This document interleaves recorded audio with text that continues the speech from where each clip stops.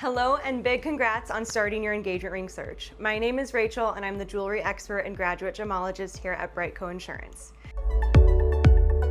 Today I am going to walk you through my engagement ring guide. We're going to walk through how to set your budget, we'll give you a good understanding of the 4 C's, and some shopping tips for when you actually start the shopping journey. Let's dive in. One of the most important steps, and probably where you should start, is your budget. Setting your budget is super important. One, you don't have to break your bank to get someone a beautiful ring, and it's going to allow you to know what options really fall within that range. Of course, with diamonds, it's very easy to get pricey very quickly, and so understanding what amount of money you're comfortable spending is going to allow you to have the best experience possible. Keep in mind that the average cost for an engagement ring in the United States is $5,500. Now let's hop into the 4 C's of diamonds. What are they? They're going to be carat, cut, clarity, and color. These are the 4 main value factors that are going to affect the price of a diamond. Let's start with carat. The carat of a diamond is one that everyone is probably most familiar with. But what is it? Carat is weight. Just for your reference, 1 carat is about the weight of a paperclip. Know that carat doesn't always depict size. I mean, yes, the bigger you go in carat, technically the bigger you go in diamond, but it's also going to depend on how that diamond is cut. For instance, if you have a very deep cut diamond, that surface area is going to look kind of small. If you have a shallow cut diamond, it's going to be very spready, and that diamond is going to look much bigger for its actual carat weight. And finally, let's jump into cut. Cut is oftentimes confused with the shape, and it makes sense. We have the round brilliant cut, the princess cut, the oval cut. If you're confused or want to learn more about diamond shapes, go ahead and check out my other video specifically about diamond shapes in general. When we talk about diamond cut, I really want you to think about how the diamond was faceted and proportioned to maximize light. If you think of your diamond like a ton of little mirrors, if all of the mirrors are facing each other perfectly and super high polished, the most amount of light is going to bounce back and forth. If one of the angles or one of the facets is not polished all the way, what's going to happen is that light is going to bounce off this one, hit the other one, and leave your diamond in an undesirable place. What happens and what we see to the naked eye is kind of a dead spot, an area where that diamond does not sparkle. The more sparkle, the better the cut. Now let's talk about clarity. Clarity is a fancy term for internal and external characteristics. The clarity of a diamond is going to range from flawless, which is very rare and very expensive, all the way down to included. Anything past included we use for industrial diamonds, saws, lasers, etc. There are categories in between flawless and included. They are SI1, VS1, VVS1, internally flawless, and flawless.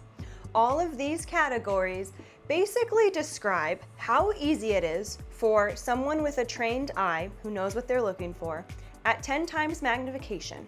How easy is it for them to notice internal and external characteristics? Something about clarity that I really want to point out to you guys. Remember that it has to be seen at 10 times magnification. Now, of course, the lower you go down on that scale, I would say past that SI2 range, sometimes in that SI1 range, you can see certain characteristics to the naked eye. Sometimes you have to have someone point it out to you, but once you see it, you can't unsee it. And of course, as you get closer to that flawless range, it's going to be hard to see those characteristics.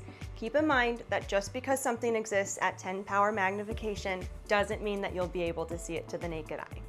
My sweet spot for naked eye free diamonds is that VS1 to SI1 range.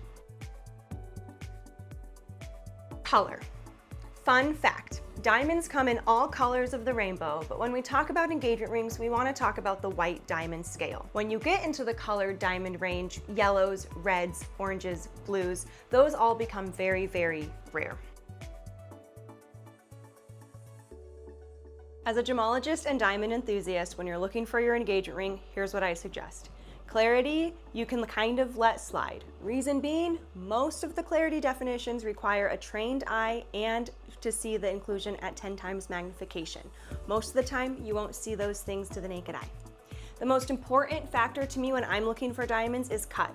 If you have a good cut diamond, an excellent cut diamond, what that means is it's going to be very, very sparkly. When we have a very sparkly diamond, it helps us mask that color. It might be a lower color, and it helps us mask some of that clarity. So if there's an inclusion, that sparkle can help hide it. So cut is my most important, clarity is my least important. All right, so we have set our budget and we've got a good understanding of the 4 C's. Now we have to answer a major question. Are we going natural diamonds or lab-grown diamonds? Let's talk about the differences. Natural diamonds are 2 to 3 billion years old. They're grown 150 miles below our Earth's surface, and they're brought closer to the surface by underground volcanic activity. Natural diamonds are more rare, and therefore they're going to have a higher price point. They're also going to have a higher price point because by the time that diamond goes from the mine to your finger, it's seen so many stages. It's been sorted, it's been cutted, it's also been graded and sold to different manufacturers as well. So each one of those stages, it's going to get a little bit of a markup. You know, everybody has a business, everybody wants to make money here or there. By the time it gets to the market, you're going to see a pretty price for those natural diamonds. Now let's talk about lab-grown. Lab-grown diamonds are chemically, optically, physically a diamond. So it's just like taking a rose. If you were to pick one from your garden or pick one from a greenhouse, both of them are roses, but they were grown in 2 very different spots. It's important to know that when it comes to lab-grown diamonds, you're going to see the price decline over time. I mean, we've seen that trend for the past decade that lab-grown diamonds have been out in a gem quality nature. Lab-grown diamonds are a scenario where supply is significantly outweighing demand. And as you know, anything that man creates technology-wise, we always learn how to make it better, more efficiently, and therefore we see the price of producing it go down as well. There are many reasons that someone would want to go natural or someone would want to go lab-grown, and ultimately you have to pick the reason that means the most to you. Some people love the beauty and the power and the fact that something is 2 to 3 billion years old and shouldn't even exist on this Earth's surface, and they like the value of that natural diamond. They also appreciate that over time, the general trend for the price of natural diamonds has gone up. It's nice to put your money into something that you know is relatively going to hold its value. On the flip side, lab-grown diamonds give you the same colors, the same clarities, the same sizes for a much lower price point.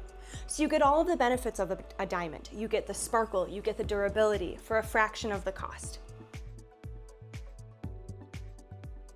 In order to help you decide which route you should go, I'm going to give you a tip.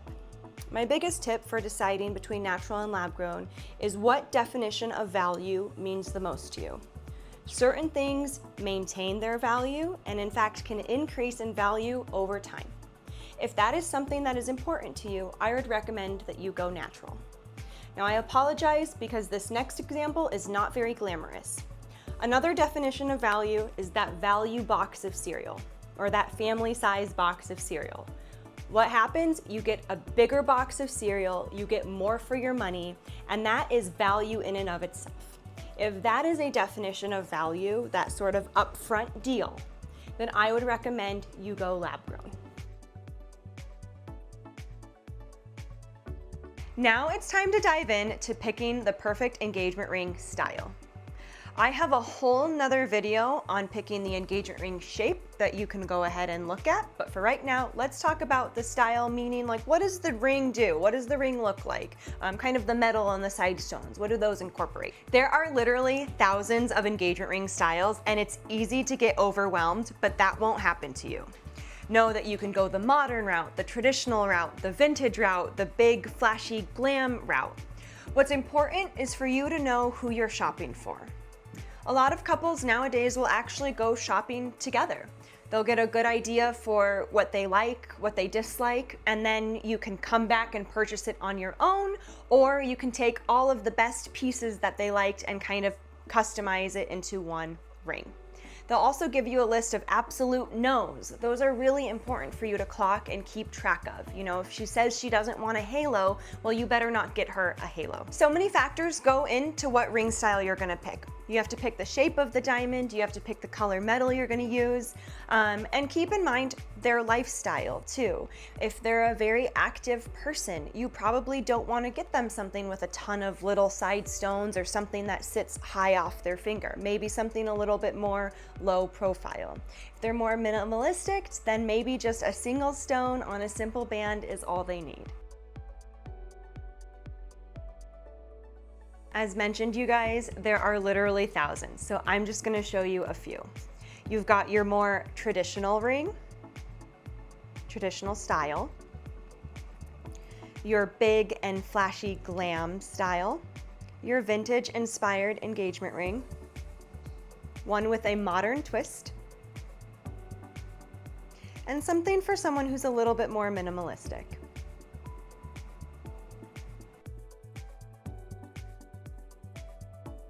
So we've covered a lot in this video so far. We've covered setting your budget, we've reviewed the 4 C's, and we've picked whether we're gonna go natural or lab grown. Now the big question, where do we buy the thing? You have 2 options. You can buy your engagement ring online, or you can go in store, and there are different options within those 2 realms that we can work with. Both have pros and cons, and let's dive into them.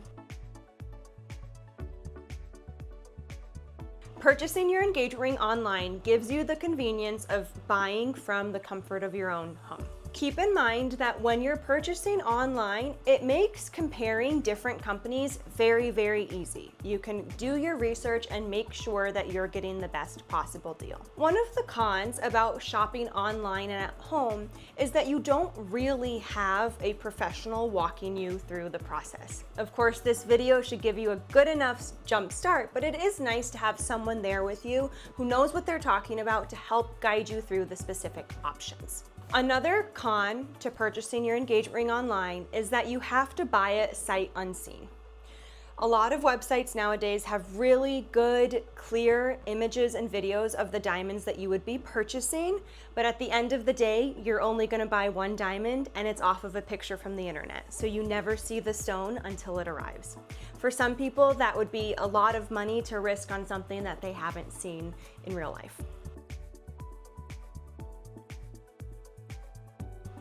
Another option for purchasing your engagement ring is finding a local jeweler near you. A quick Google search, best jewelers near me, will help you find a few good options for you to choose from.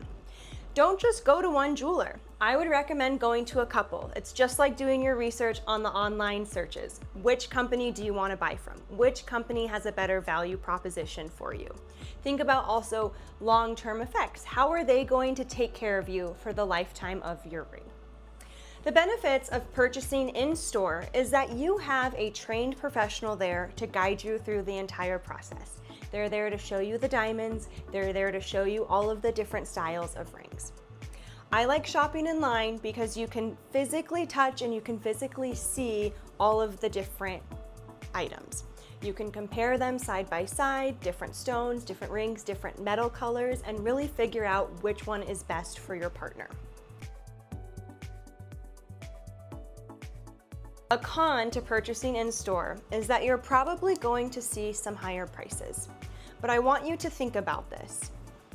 When you purchase in-store, that jeweler runs a business. They're not just marking this diamond up because they feel like it. They're marking this diamond up so that they can remain in their store, they can afford their rent, and they can afford the diamond professional that's helping you through this purchase. So know that that markup, that extra money that you're paying for, actually comes back in the service that they're providing you and that lifetime warranty and that care that they're going to provide you for the lifetime of your piece. Whether you're shopping online or you're shopping in store, you have a couple options within both of those realms. You can just select one of the rings they already have there, one of the diamonds they already have there, and combine it into one ring. Or you can go the custom route. Now it's easier to go to the custom route with an in-store purchase because they'll be able to sit with you and design and really walk you through the custom design process. But a lot of online stores are getting really good at virtually handling those design consultations. So another big decision you have to make, are you going to buy a ring that's already made that reminds you of your partner, or are you going to custom make one for them?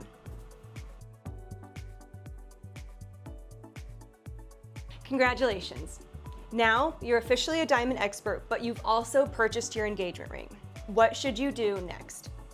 The second you get your engagement ring, whether that's opening it up from a box from an online purchase or walking out of a jewelry store, the very next step, well, minus planning your engagement, is getting your ring insured.